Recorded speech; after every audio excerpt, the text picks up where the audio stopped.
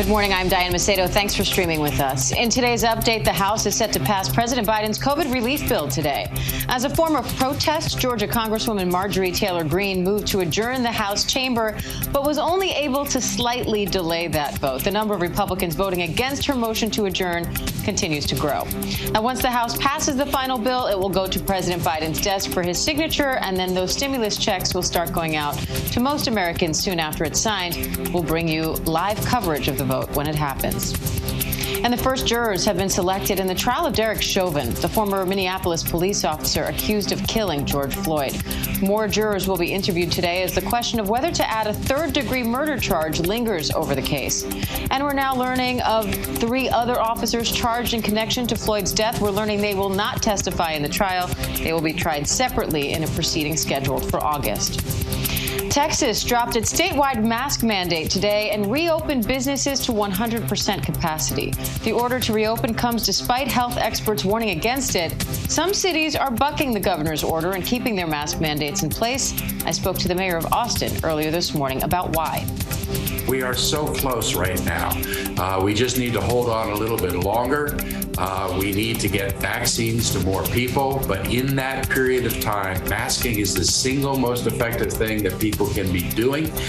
We're trying to protect our community, our people, and we're going to rely on the health authority. And the state law allows us to do that. And the CDC now says more than 32 million Americans are fully vaccinated, about 9.7% of the population. In Texas, though, it's only about 8.5%. Still, the Senate lifted its mask mandate today and reopened all businesses. ABC's Marcus Moore is in Dallas with the latest.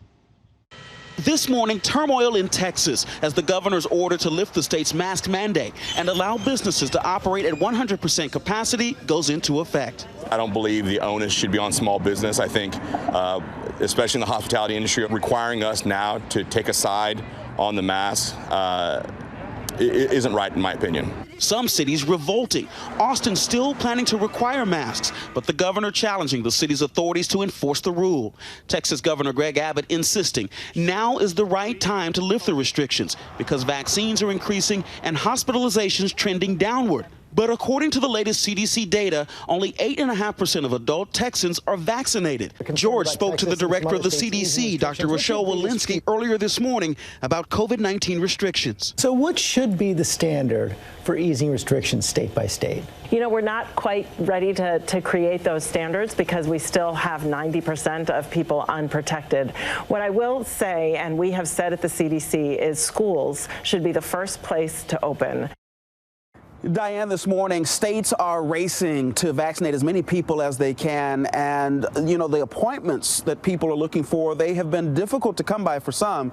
And they're using sites like vaccinefinder.org. They have found success in securing those coveted shots, Diane. All right, Marcus Moore in Dallas for us. Thank you. And airlines are hoping a so-called vaccine passport will help restore a sense of normalcy to travel. The CDC is still asking Americans not to travel just yet, but could these digital health passes help change that? ABC News transportation correspondent Gio Benitez has more.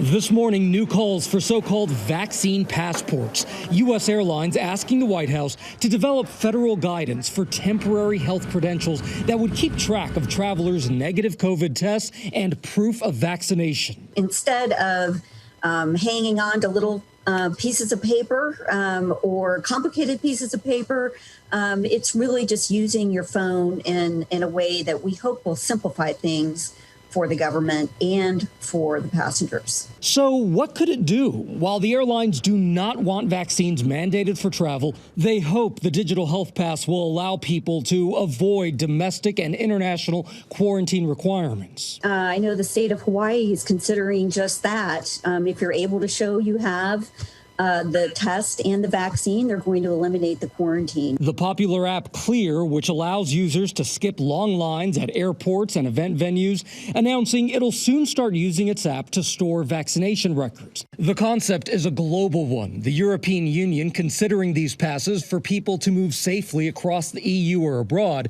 China launching its own version Monday, and Israel already using vaccine passes, giving those vaccinated access to hotels, gyms, airports, music venues, and even cruises. Royal Caribbean restarting vaccine-only cruises from Israel in May.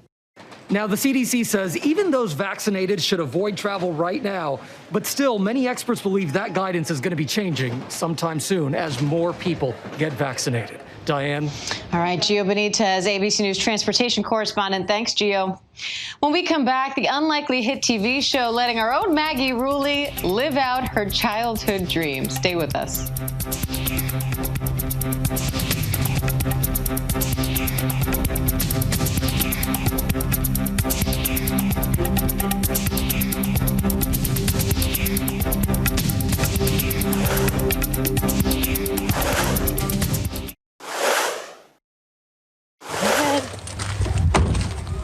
Go see her.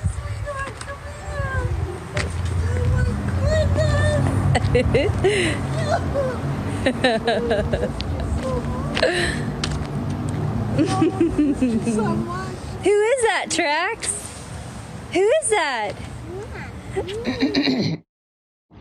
Welcome back. That was a 3-year-old boy in Ford City, Pennsylvania, finally getting to hug his fully vaccinated grandmother, seeing her for the first time in over a year. We look forward to seeing so many more of these moments. Meanwhile, amid the growing number of shows on TV with drama and special effects and violence, a new British show is becoming a surprisingly popular standout. All Creatures Great and Small follows the story of a veterinarian from the 1930s. Our Maggie Rulli takes a look behind the scenes. Well, hello. Like many young kids, I grew up wanting to be a veterinarian, which is how, as a now 30-something-year-old woman, I ended up knee-deep in sheep on a farm just outside London. Hi. We definitely are having a moment, aren't we, Connie? You were just giving the best sheep cuddles. Oh, Hello. God, she is precious. Hello. In my mind are thoughts of James Herriot, the countryside vet with a gentle manner and soft touch. His books from the 70s, a favorite of mine growing up, have now found a new life on the small screen. Did you read the books? I did read the books, and I watched this new series, and I actually really loved it. Somehow, in a modern TV world filled with drug lords, murderers, and mayhem, All Creatures Great and Small, a miniseries about this calm, old-timey vet from the 1930s, is standing out. Oh, God. Set in the Yorkshire Dales, a bucolic slice of the English countryside, the show is raking in glowing critical reviews from all over. You say never in a million years you thought you'd be watching and reviewing All Creatures Great and Small. And in your review, you write, suddenly there was nothing I wanted to watch more than this gentle show with its low-stakes plotting, lush scenery, adorable animals, and an ensemble of fundamentally nice people. What was it that made you drawn to this? It was such a relief. I literally watched most of the season on the day of the insurrection in Washington, D.C., and I had the news on, and at a certain point, I just couldn't take it anymore. I couldn't believe that this was happening, and so I kept putting on the Nice Man Takes Care of the Cow show. Already a smash hit in Britain during lockdown, becoming Channel 5's most-watched show in years. By the time the series made its way across the pond, Americans were desperately in need of its relief. I think we all are living in a world that feels very, very out of control to us. At the moment, the pandemic has engendered a feeling of anxiety, uncertainty. We don't know what's going to happen next. And I think we all are hankering after some form of solidity and certainty. James Herriot's continued success over 50 years proves there's just something about this solid and certain life that connects with people. Although, as I found out, today's farm life is full of surprises that, well, I'll pack a punch. Hello! Look at your mop of hair. Amy Saran is a modern-day James Herriot, having spent the last decade working as a vet on the English countryside. I feel like James Herriot looked very snazzy when he's in the field. I mean, it's no suit and tie like our friend James, but I think we look dashing. Yeah. All right, so dashing may be overselling it, but we are ready for action. So this is Snout. Oh, look at them get in there. I know. They're hungry. Unlike in Herriot's time, nowadays vets have relatively new technology to help them get up close and personal. Hi. Hello, friend. Using an ultrasound on Miss Betty here, Amy delivers the exciting news. A little baby alpaca is on the way. Oh, Betty, congratulations. You obviously look at her knew. right there.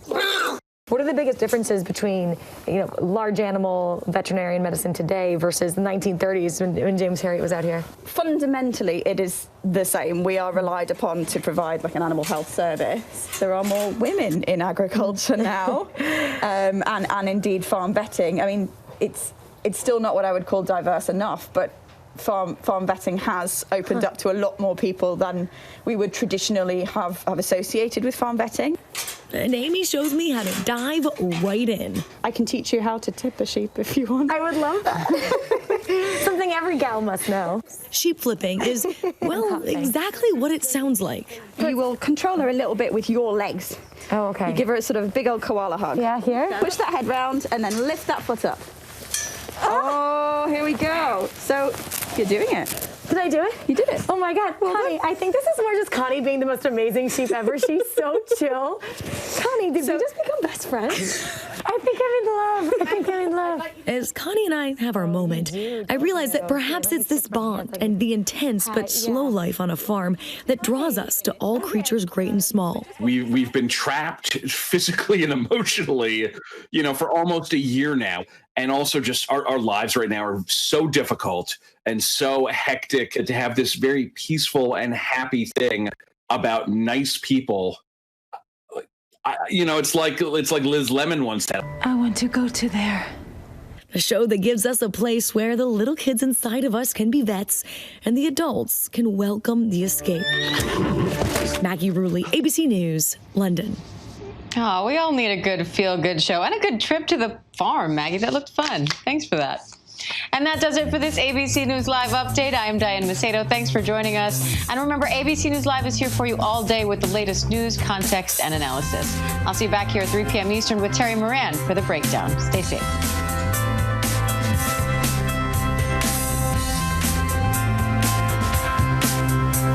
As long as you put in the work and you have a strong work ethic and you strive for greatness and you strive to get better, that all your dreams and goals and aspirations will always come true.